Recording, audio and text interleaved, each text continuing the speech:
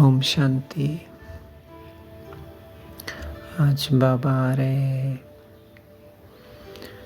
कई सोचते हैं कि साकार में तो दादी गुलजार नहीं है, रिकॉर्डिंग चलती है, फिर वो कैसे आएंगे। तो उन बच्चों के लिए कहना चाहता हूँ, ये जो तारीखें हैं, ये संदेशी वतन में जाते हैं और बाबा वो तारीख बताते हैं। कई नेगेटिव सोचते हैं कि तो भीड़ लाने के लिए, तो मैं उनको कह दूं, मेरे मीठे भाइयों, कम निश्चय बुद्धि वाले बच्चों, आपके अंदर निश्चय आए। ब्रह्मा बाबा भी फरिश्ते हैं, तो बाप दादा फरिश्ता बन के आते हैं हमसे मिलने, लेकिन क्या हम फरिश्ते बने हैं अभी तक? 89 इयर्स में क्या हम फरिश्ते बने हैं?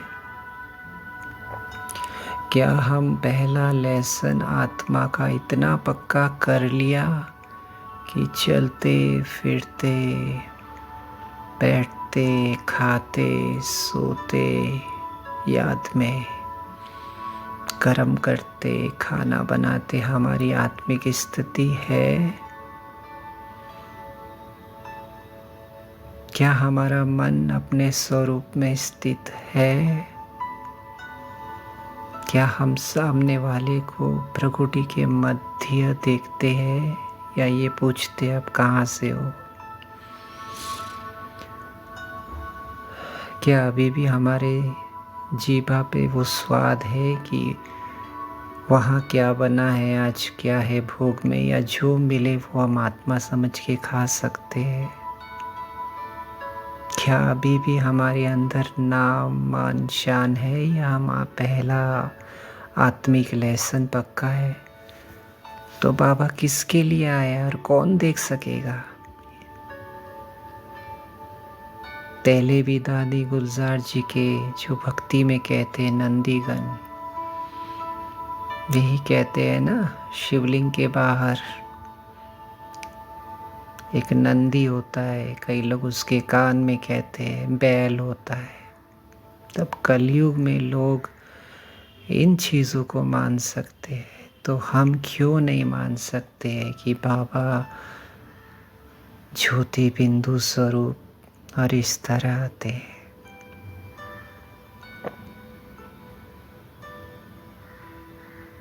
ये सब किसके ऊपर टिका है? निश्चय के ऊपर। निश्चय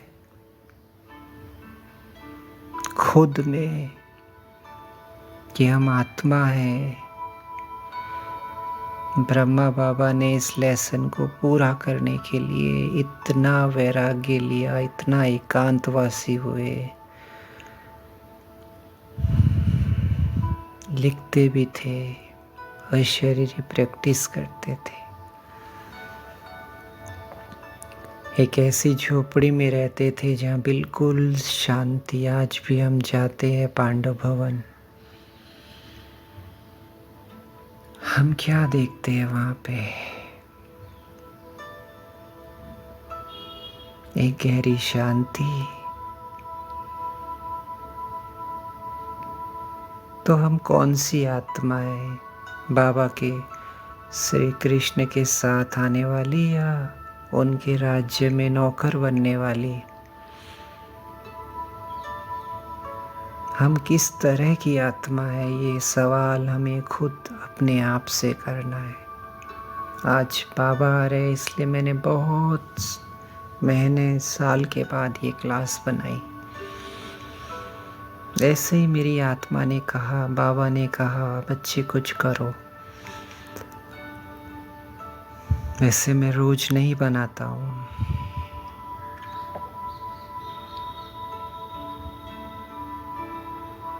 तीन बजे से लगातार मैंने बड़ाई नहीं कर रहा हूँ, ये प्यार है बाबा का। 4:30 याद, फिर उठना, फिर पेट में दर्द हुआ, फिर आत्मा समझ के सहन किया। कोई है भी नहीं मेरे पास, क्योंकि लौकिक मम्मी है वो शरीर छोड़ दिए, भैया है वो शरीर छोड़ दिए, मकान है वो बिक गया, पैसे थे वो चाचा जी को दे दिए, पापा जी ने तो घर में मौतें होने से वो मानते हैं उन चीज़ों को, तो उसमें लगा दिए।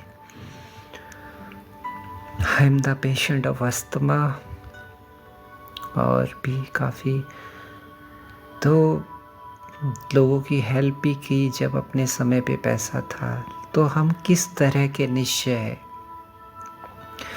हम मुरली सुनते हैं, हम मधुबन जाते हैं, 1 घंटा बाबा को याद कर लिया, थोड़ा भोग लगा दिया, सेवा केंद्र चले गए, थोड़ी सफाई कर ली, या हम उस तरह के कि खुद को मधुबन समर्पित किया। लेकिन सबसे बड़ा समर्पित कौन है? जो मन, संकल्प, बाबा की ऑर्डर प्रमाण चलाए, जिसके पास बैठने का मन करे, ऐसा फरिश्ता जिसको सुनने का मन करे। कल मैं एक मंदिर गया था, बाबा की यादगार। मैंने वहाँ देखा खूब सारे गुलाब रखे थे। सर्दियों में यहाँ गुलाब बहुत सस्ते मिलते हैं, गर्मियों में महंगे मिलते हैं ना, तो भक्त लोग भी सोचते चलो। वहाँ कम से कम 15 से 20 गुलाब रखे थे। लेकिन भक्त आत्माएं जो होती है ना, वो सिर्फ चढ़ाती है। गुलाब, जल, अच्छा डेकोरेशन कर देंगे, पंडित जी को पैसा दे के पूजा करवा देंगे। लेकिन हम बच्चों में पता है क्या फ़र्क है? जब भगवान, अल्लाह, गॉड जब धरती पे आता है ना 4900 सालों बाद, और जब वो आके सबसे पहले उसकी नज़र किस पे जाती है? आपको पता है किस पे जाती है? जो निश्चय बुद्धि बच्चे वो समझ गए होंगे। इस धरती के सबसे प्यारे बच्चे ब्रह्मा बाबा, श्री कृष्ण, उसमें जाती है।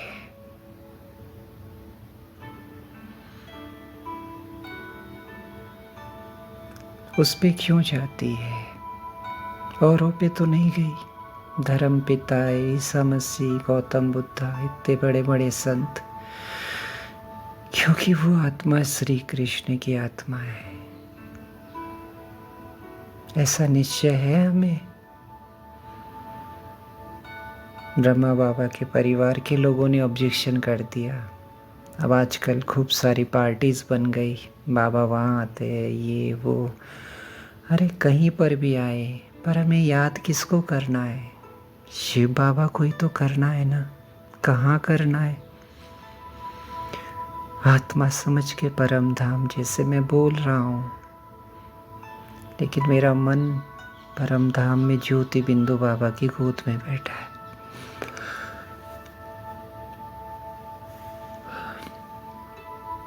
इतने साल हो गए हमें ज्ञान में, मैं अपनी बता रहा हूँ, पर इस ज्ञान में सबसे बड़ी चीज़ है गाइडेंस।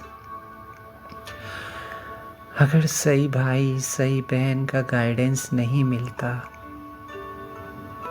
तो हम संगम पर इतने सालों तक रहते हुए भी कभी आगे नहीं बढ़ सकते। हमारे अंदर वही गुस्सा, वही ईर्ष्या, वही ध्येय अभिमान,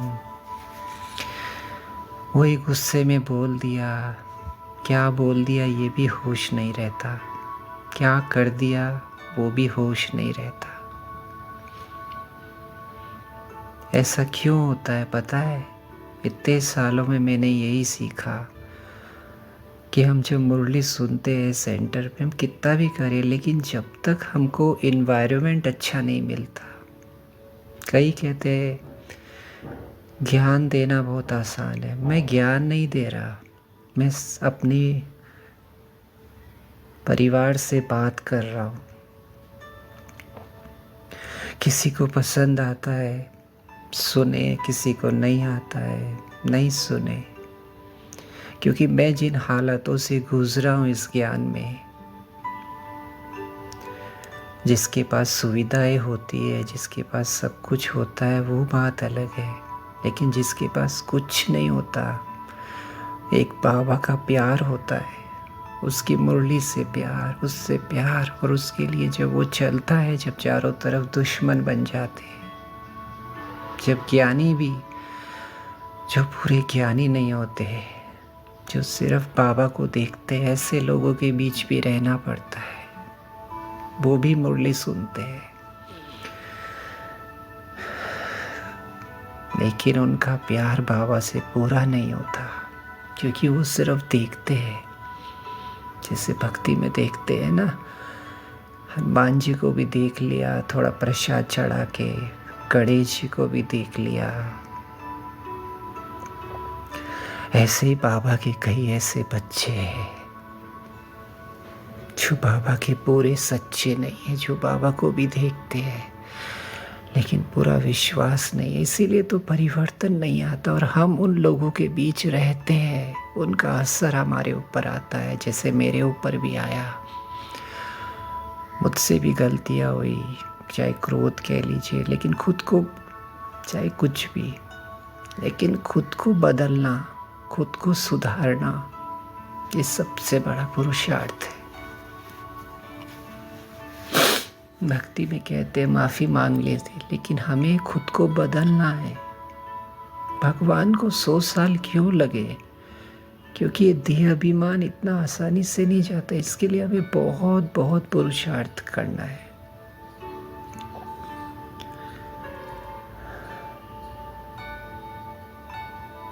इसीलिए आज जिन बच्चों को आगे जाना, उनके लिए मैं सिर्फ यही कहना चाहता हूँ, सिर्फ यही, कि अपना शरीरी का अभ्यास, जो बाबा का पहला लेसन है, उसे पक्का करें।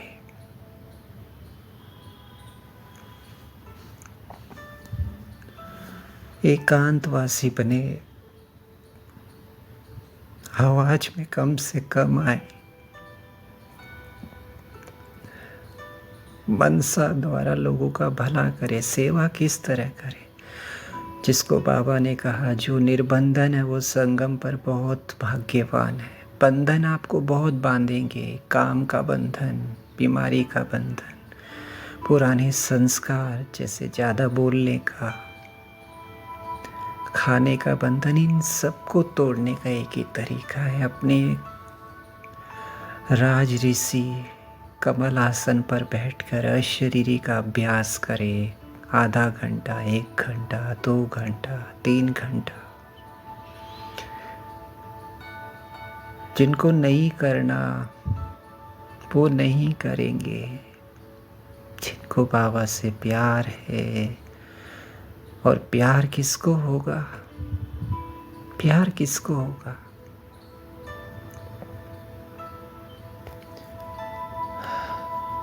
जिसको वैराग्य होगा। आपको पता है ब्रह्मा बाबा श्री कृष्ण एक सिंधी फैमिली में थे, और सिंधी बहुत बिजनेस के प्रति बहुत स्ट्रांग रहते हैं। इतनी मेहनत से कमाया था पैसा, पर शिव बाबा को क्या करना था? शिव बाबा ने आके क्या किया? उनकी आत्मा में प्रवेश करके उनको वैराग्य दिलाया, और इतना गहरा वैराग्य, इतना गहरा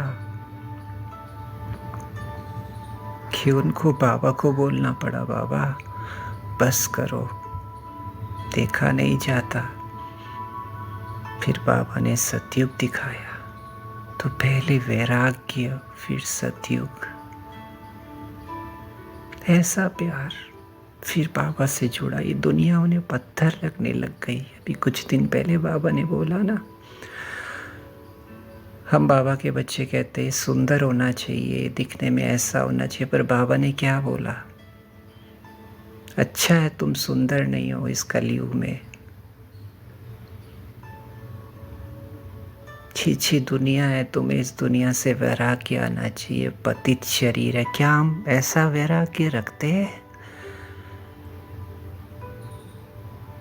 फिर कहते बाबा तो ये भी बोलता है ना, खाओ पियो घूमो, पर बाबा ये भी तो बोलता है ना, ये भी तो बोलता है ना बाबा। किसके लिए बोलता है? जिनसे हो नहीं रहा। दो तरह के बच्चे हैं ना, एक श्रीमत पर चलने वाले, एक श्रीमत पर चलेंगे कभी नहीं, उस तरह के। एक राजा बच्चे, एक प्रजा बच्चे। ये बाबा समझाता है क्यों? क्योंकि आने वाला समय ऐसा होगा, जो बच्चे, एक छोटा सा उदाहरण ही देना चाहता हूँ, जैसे मैं नाम नहीं बोलूँगा। किसी ने पूछा, जो मधुबन रहते हैं उन्हें बहुत अच्छा खाने को मिलता है, बहुत अच्छा,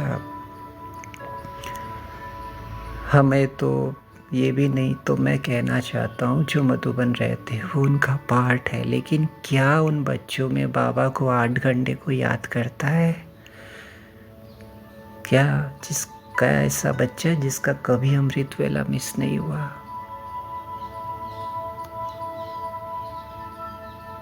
जो अशरीरी अभ्यास करता हो रोज, जो आत्मा समझ के बाबा की याद में निरंतर रहता है। कई बोलेंगे निरंतर तो ब्रह्मा बाबा भी नहीं रहते थे, पर कोशिश तो कर सकते हैं ना। जिसके अंदर दृढ़ता हो, परखने की शक्ति हो, कौन सही है कौन गलत है, जो व्यर्थ में जाता। बाबा ने बोला ना कल परसों ही, जो फालतू की बात करे वहाँ से ही कई बच्चे चले जाते, लेकिन तुम उन्हें भी परिवर्तन कर दो। हमारे अंदर सहन शक्ति नहीं है, हम क्या सेवा करेंगे?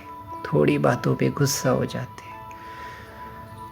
हाँ, किसी से नहीं बन रही शुभ भावना देके किनारा कर ले, लेकिन शुभ भावना तो दे, मनसा सेवा तो कर दे। सेवा बहुत बड़ी चीज़ है। ज़रूरत नहीं है कि शरीर से करो, मन से करो, अपनी आँख से करो, धन है तो धन से करो। हर किसी से नहीं होती सेवा। सेवा भी हर तरह की है, लेकिन सबसे बड़ी है मनसा सेवा। सबसे बड़ी है याद की सेवा। याद से पूरा वायुमंडल पर हम कितनी देर याद करते हैं। ये भोजन थोड़ी है जो आधा घंटा खा लिया। निरंतर, अरे अपने आप कोसो अपने आप को कि ये सांसें चल रही है बाबा, ये सांसें चल रही है, पर आपकी याद निरंतर क्यों नहीं रहती? उसके लिए क्या करें? उसके लिए अपने आत्मिक स्थिति में रह के बार बार बाबा की तरफ देखते रहे, कभी ऊपर जाए। तो यही कहना चाहता हूँ, जो याद में रहेगा वो ही सहन कर सकेगा, और जो सहन कर सकेगा वो शहंशाह बनेगा। क्यों? क्योंकि आप जो त्याग कर रहे हो, जो सहन कर रहे हो, वो सब बाबा देख रहा है। दीदी लोग तो हमें मधुबन तक भेज सकती है, VIP रूम तक भेज सकती है, लेकिन बाबा आपको अपने दिल तक तख्त पे बैठाएगा। वो सब देख रहा है, लास्ट में वो रिजल्ट देगा। इसीलिए निश्चय बुद्धि बन के इस पहले लेसन को पूरा करें। ओम शांति।